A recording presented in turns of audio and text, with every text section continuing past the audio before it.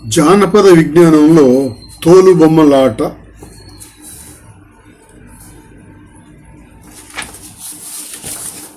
జనులుండే చోటు జనపదం, జనులకు సంబంధించింది జానపదం.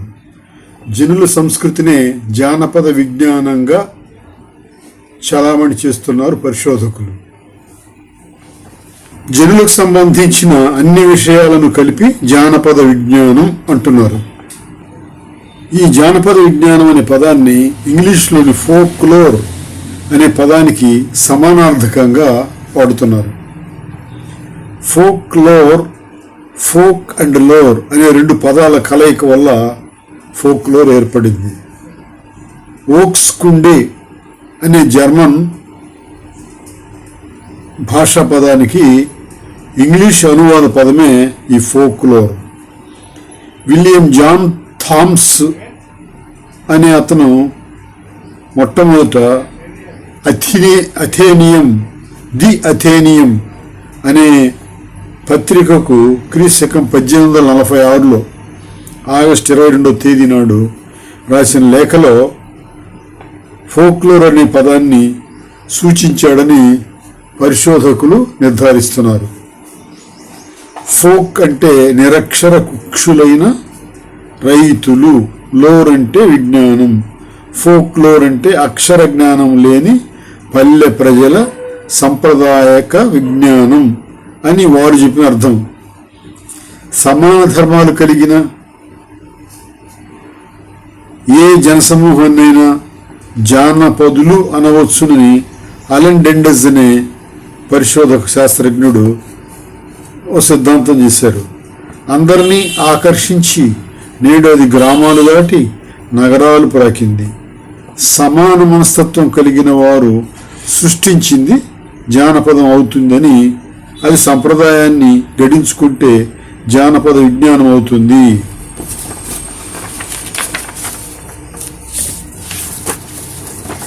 జానపద విజ్ఞానం నేడు విస్తృతార్థంలో ప్రయోగిస్తున్నారు. చాలామంది పరిశోధకులు ఫోక్లోర్కు నిర్వచనాలు చెప్పారు. అరుణ్ రే అనే ఫోక్లోరిస్టు దృష్టిలో నిర్వచనాన్ని ఫోక్లోర్ మ్యూజియం అనే గ్రంథంలో శ్యామ్చంద్ ముఖర్జీ గారు చర్చించారు. ఫోక్లోర్లో ఏం చేరుతాయో అన్ని వివరంగా ఇంటర్నేషనల్ ఎన్సైక్లోపీడియా ఆఫ్ సోషల్ సైన్సెస్లో చర్చించబడింది. చాలామంది పరిశోధకులు ఈ జానపద విజ్ఞానాన్ని సమస్తాన్ని రకరకాలుగా వర్గీకరించారు. శాబ్దిక జానపద విజ్ఞానం అంటే వెర్బల్ ఫోక్లోర్, శాబ్దికేతర జానపద విజ్ఞానం అంటే నాన్ వెర్బల్ ఫోక్లోర్ అని మొట్టమొదట వర్గీకరించారు. ఆ తర్వాత వచ్చిన డార్సన్ పరిశోధకుని జానపద విజ్ఞాన వర్గీకరణను తెలుగులో డాక్టర్ ఆర్విఎస్ సుందరం గారు సమర్థిస్తూ ఎత్తి చూపారు. రిచర్డ్ ఎం డార్సన్ జానపద విజ్ఞానాన్ని స్థూలంగా 4 శీర్షికల క్రింద విభజించాడు. మౌఖిక జానపద విజ్ఞానం, ఓరల్ ఫోక్లోర్, జానపద గేయాలు, జానపద కథాగేయాలు, జానపద పురాణాలు, ఐతిహ్యాలు, గద్య కథనాలు, సామెతలు, పొడుపులు, మాండలికాలు, నుడికారాలు, తిట్లు, ఒట్లు మొదలైనవన్నీ ఈ విభాగంలోనే చేరిపోతాయి. రెండో విభాగం ఏంటంటే సాంఘిక జానపద ఆచారాలు, సోషల్ ఫోక్ కస్టమ్స్. పుట్టుక, వివాహం, మరణం మున్నగు వానికి చెందిన ఆచారాలు, కుటుంబం, సంబంధ బాంధవ్యాలు, పండుగలు, వినోదాలు, ఆటలు, జానపద వైద్యం, మతం, నమ్మకాలు మొదలైనవన్నీ ఈ విభాగంలో చేరుతాయి. మూడవ విభాగం వస్తు సంస్కృతి, మెటీరియల్ కల్చర్ అంటారు. భౌతిక జీవితానికి సంబంధించిన అన్ని వస్తువులు ఈ విభాగంలో చేరుతాయి. కళారూపాలు కూడా వస్తు రూపంలో ఉంటే ఈ విభాగంలోనే స్థానం పొందుతాయి. చిత్రకళ, శిల్పకళ, వాస్తుకళ, వివిధ వృత్తుల పరికరాలు, దుస్తులు, అలంకరణలు, ఆభరణాలు, ఆహార సామగ్రి, పూజా సామగ్రి, శిలా విగ్రహాలు, దారు విగ్రహాలు మొదలైన వాటిని ఈ విభాగంలో పరిశీలించడం జరుగుతుంది. 4వది జానపద కళలు, ఫోక్ ఆర్ట్స్. జానపద సంగీతం, జానపద నృత్యం, అభినయం ఉండే ప్రదర్శన కళలన్నీ ఈ విభాగంలో చేరుతాయి. గాత్ర సంగీతం, వాద్య సంగీతం, తోలుబొమ్మలాటలు, యక్షగానం, వీధి భాగవతం, కోలాటం, పగటి వేషాలు, బహురూపులు, గారడి విద్య మొదలైనవి ఈ విభాగంలో చేరుతాయని ఆర్వీఎస్ సుందరం గారు విభాగించారు.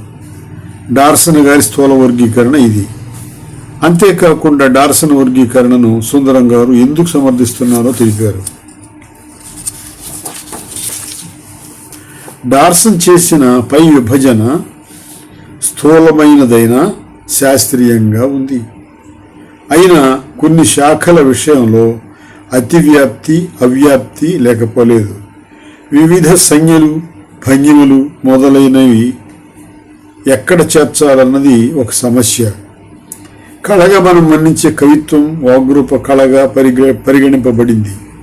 జానపద కళలలో చేర్చాల్సిన శిల్పం, చిత్రకళ మొదలైనవి వస్తు సంస్కృతిలో చేరాయి. ఏది ఏమైనా జానపద విజ్ఞానానికి సంబంధించిన స్థూల వర్గీకరణలో డార్సన్ వర్గీకరణమే అత్యుత్తమమైనది. దీన్నే కొన్ని మార్పులతో స్వీకరించి ప్రకృత గ్రంథంలో అనుసరించడం జరిగింది అని సుందరం గారు పేర్కొన్నారు. తెలుగుకు ప్రస్తుతం ఉన్న వర్గీకరణలలో డార్సన్ వర్గీకరణం ఆమోదయోగ్యంగానే కనిపిస్తుంది. ఇది బాగ్స్ వర్గీకరణ కంటే తేలికైంది, అనుకూలమైనదిగాను కనిపిస్తుంది. దానిలో మన అవసరాలను నిమిత్తం కొన్ని మార్పులు చేర్పులు చేసుకోవచ్చు. ఆ తర్వాత పరిశోధకులు చాలామంది జానపద విజ్ఞానాన్ని మొత్తాన్ని 5 విభాగాలుగా విభజించారు. జానపద సాహిత్యం, జానపద ఆచారాలు, జానపద వస్తు సంస్కృతి, జానపద కళలు, జానపద భాష అని విభజించారు. ప్రస్తుత పరిశోధనకు ఈ వర్గీకరణ అనుకూలంగానే ఉంది. ఈ 5 విభాగాల పుట్టు పూర్వోత్తరాలు అధ్యయనం చేయవలసిన అవసరమైతే ఉంది. మనకు ఇక్కడ అవసరమైనది జానపద కళలు అనేవి మాత్రమే. కాబట్టి దానిని గురించి లోతుగా చర్చించడం ఇక్కడ సమంజసం. జానపద కళలు మూలాలు.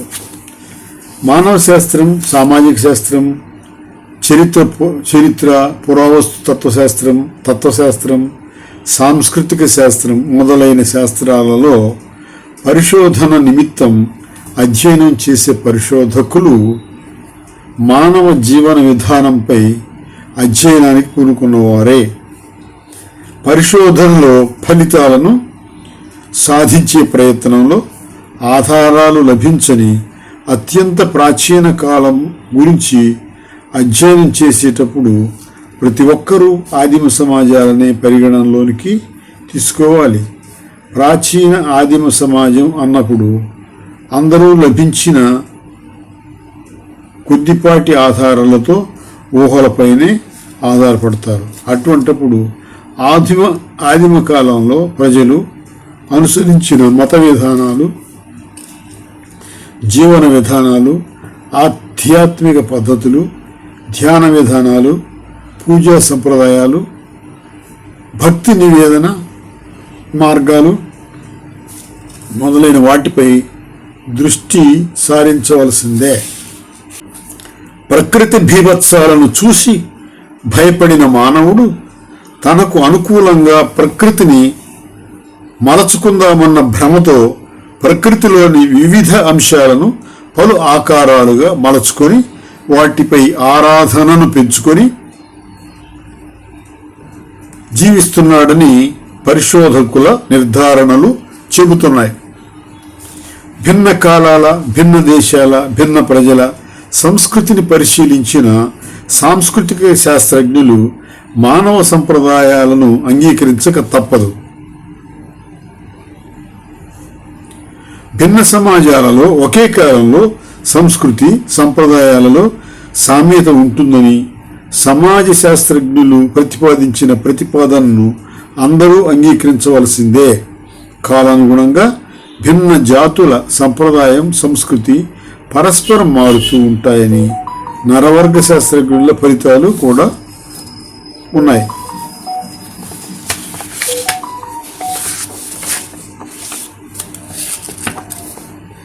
ఏది ఏమైనా మానవుల నుండి వెలువడిన ఆకస్మిక సృష్టి యాదృచ్ఛిక ఆలాపన జానపద విజ్ఞానం అవుతుందని ఆధునిక జానపద విజ్ఞాన శాస్త్రవేత్తలు స్థిరీకరిస్తున్నారు. అయితే ఈ విజ్ఞానాన్ని అంగీకరించే ముందు మానవ జాతి పరిణామ క్రమాన్ని పరిశీలిస్తున్నారు. మానవ జాతి 3 దశలుగా పరిణామం చెందిందని భావిస్తున్నారు. 1 సావేజరీ, 2 బార్బరిజం, 3 సివిలైజేషన్. సావేజరీ, బార్బరిజం, సివిలైజేషన్ వీటినే మనం ఆటవిక దశ, అనాగరిక దశ, నాగరిక దశ అంటున్నాం. ఇంకా చెప్పాలంటే ఆటవిక సంస్కృతి, గ్రామీణ సంస్కృతి, నాగరిక సంస్కృతి అని రూపొందించుకోవడం కనిపిస్తుంది.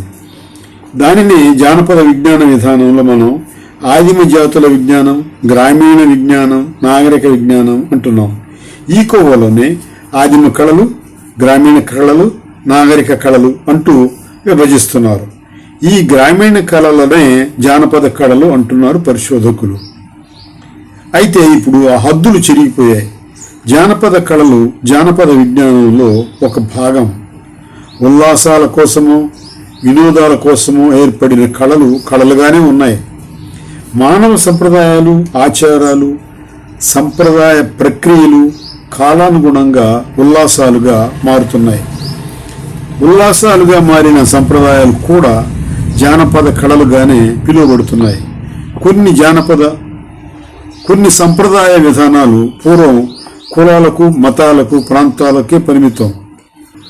అవి ఉల్లాసాలుగా మారిన తరువాత వాటికి కుల, మత, ప్రాంతాల హద్దులు చెరిగిపోతున్నాయి. అప్పుడు కుల, మత, ప్రాంతాల ప్రమేయం ఉండదు. అప్పుడు అవి దేనికి పరిమితం కావు. కొన్ని సంప్రదాయ వృత్తులుగా మారిపోయాయి.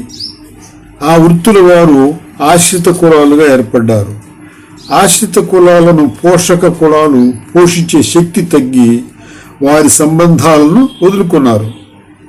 వదులుకుంటున్నారు కూడా. అట్టి వారంతా ఆయా వృత్తులను ఉదర పోషణార్థం కళలుగా మార్చుకుంటున్నారు.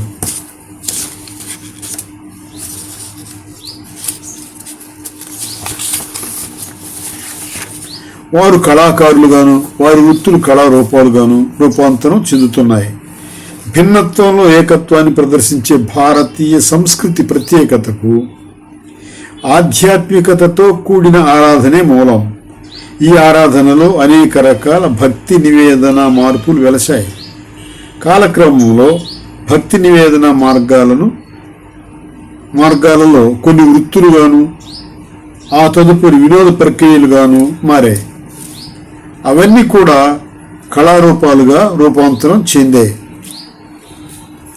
జానపద కళలు అధ్యయనంలో సౌలభ్యం కోసం పరిశోధనలోని పరిశీలనాత్మకతకు సూక్ష్మాతి సూక్ష్మ పరిశీలన అధ్యయనానికి వర్గీకరణ అనుకూలంగా ఎంత మేరకు వీలైతే అంత మేరకు పెంచుకోవచ్చు.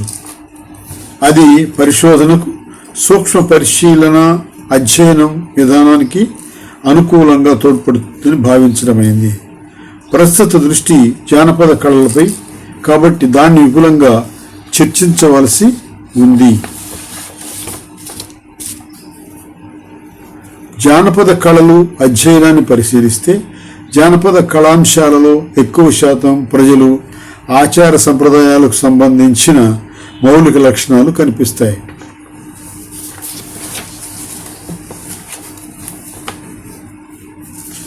ప్రజా జీవన విధానంలో ప్రజలకు సంబంధించిన విషయాలలోని మౌలిక అంశాలు, వాటి లక్షణాలు ప్రత్యక్షంగానో పరోక్షంగానో జానపద కళాంశాల ఆవిర్భావాలకు కారణభూతులవుతున్నాయి. కొన్ని సరాసరి చోటు చేసుకుంటున్నాయి, మరికొన్ని పరోక్షంగా కారణాలు అవుతున్నాయి. ఈ లక్షణాలన్నీ జానపద కళలన్నింటిలో కనిపిస్తాయి. ఆ సందర్భాన్ని పురస్కరించుకొని జానపద కళల గురించి కించిత్ వివరణ అవసరం అనిపించింది. అందులో ఏవేవి ఏ పోకడలు పోతున్నాయి అనే ప్రాథమిక విషయాల గురించి ప్రస్తావన మాత్రంగా స్పృశించడం జరిగింది. తెలుగు జానపద కళలన్నింటినీ పరిశీలన సౌలభ్యం కోసం విభజించడం జరిగింది. జానపద సంగీతాలు, జానపద నృత్యాలు, జానపద నాట్యాలు, హస్తకళలు అని తెలుగు జానపద కళలను 4 రకాలుగా విభజించడం జరిగింది. వీటన్నింటిపై విస్తృత పరిశోధన జరగవలసిన అవసరం ఉంది. తద్వారా మన సంస్కృతి బలాన్ని నిరూపించుకోవాల్సిన అవసరం ఉంది. ఇచ్చట కొన్నింటిపై చర్చించదగిన అంశాలు కొన్నింటిపై ప్రస్తావించడం జరిగింది. జానపద సంగీతంలో మరలా జానపద కథాగానాలు, వాద్య సంగీతాలు, ఔత్సాహిక గేయాలు అనువర్తిత జానపద సంగీతంగా విభజించవచ్చు. అట్లాగే జానపద నృత్యాలను కూడా సంప్రదాయ జానపద నృత్యాలు, గేయ నృత్యాలు, అనువర్తిత జానపద నృత్యాలు అని విభజించవచ్చు.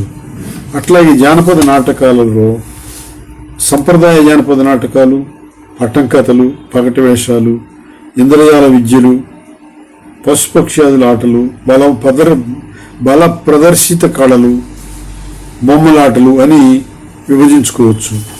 హస్తకళలలో ప్రస్తుతానికి విభజన చేసేటంత అధ్యయనం జరగలేదు. కావున హస్తకళలపై విస్తృత పరిశోధన జరగాల్సి ఉంది. పై సంగీత, నృత్య, నాటక విభాగాలలోనూ ఉపవిభాగాలలోనూ మరలా ఒక్కొక్క ఉపవిభాగంలో ఏ కళారూపాలు చేరుతాయో వివరించడం అవసరమని భావించడమైంది.